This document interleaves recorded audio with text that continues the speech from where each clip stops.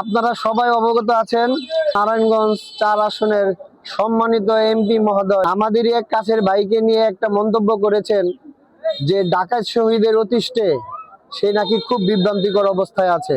ইতিমধ্যে আমরা তার কাছে জবাব চাইছি যে ডাকাত শহীদ কোথায়, কোন বাড়িতে, কবে ডাকাতি করছে, আর ওই ডাকাতির জন্য কোথাও কোনো থানার ভিতরে কোনো অভিযোগ কিংবা মামলা হয়েছে কিনা আপনি এমপি মহোদয় একটা প্রমাণ দেন।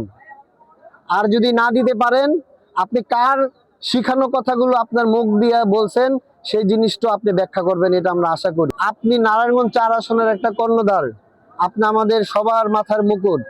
আপনার কথাবার্তার শালীনতা যদি না থাকে তাহলে আমরা সাধারণ পাবলিক কোথায় যাব? আরেকটি কথা হচ্ছে, আমি রাজসাক্ষী এবং আমি জানি বিভিন্ন মহল দিয়ে নির্বাচনের আগে এই শহীদকে বিভিন্ন লোক দিয়ে সে শহীদের সাথে বসে আলাপ আলোচনা করার জন্য, বৈঠক করার জন্য একাধিকবার চেষ্টা করেছে।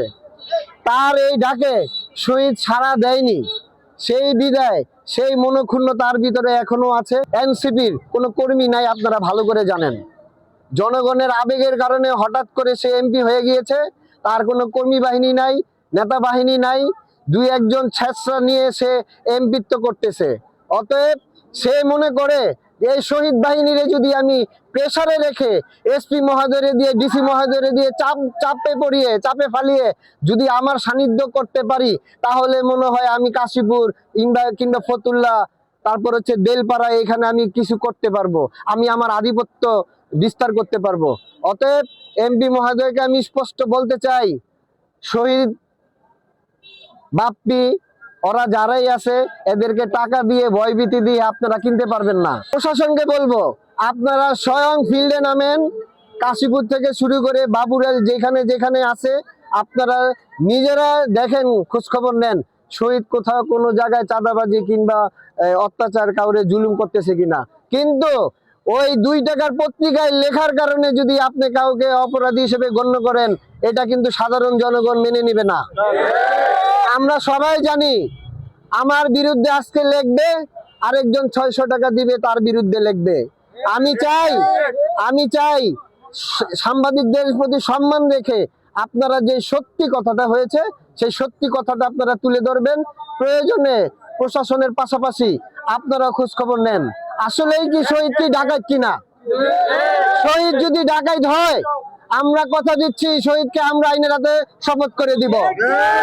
আর যদি শহীদ ডাকাত না হয়ে থাকে, কারো মান সম্মান নিয়ে কথা বলার কোনো এখতিয়ার আমাদের এমপি মহোদয়ের নাই। ট্রাক কমিটিতে নিতাইগঞ্জে এখানে একটি আপনার তাদের এগেনস্টে একটা কমিটি করার চেষ্টা করছে। ওই দলগুলো শহীদকে কোনো ধরনের ভাবে ক্ষতিগ্রস্ত করতে না পারায় বিভিন্ন জায়গায় তার প্রতি অপপ্রচারে লিপ্ত হয়েছে। অতএব আপনারা নারায়ণগঞ্জ ট্রাক স্ট্যান্ডে যান, কাশীপুর আসেন, বাবুরাইল আসেন, আপনারা দেখেন যে শহীদ বাপ্পি কিংবা শহীদ বাহিনীর যারা আছে, এই বাহিনী কথাটা কেন বলা হয়? বন্ধু বান্ধবকে আমরা নিয়ে চলি না? আমাদের লোকজন নাই? এটাকে কি বাহিনী বলতে হয়? ভাই বেড়াদার শহীদকে ভালোবাসে এবং মানুষ বিপদে পড়লে রাত্রে 2টা বাজে ওদেরকে কাছে পায়। রাত্রে 2টা বাজে গিয়েও তারা মানুষকে সমস্যার সমাধান করার চেষ্টা করে। অতএব মুখে শালীনতা রেখে আশা করবো এমপি মহোদয় আপনিও শহীদের ভুল ত্রুটি দেখলে অবশ্যই তাকে ডাকবেন, তাকে শাসাবেন, কিন্তু ভালো কাছেও বাহবা দিতে হবে। ভালো কথার সময়, ভালো কাজের সময় যদি কোনো কোথাও প্রয়োজন হয় শহীদকে আপনি ডাকবেন, শহীদ আপনার পাশে ইনশাল্লাহ থাকবে। শহীদ থাকবে, শহীদের ভাই ব্রাদার থাকবে, কাশীপুর ইউনিয়নবাসী থাকবে, সবাই থাকবে।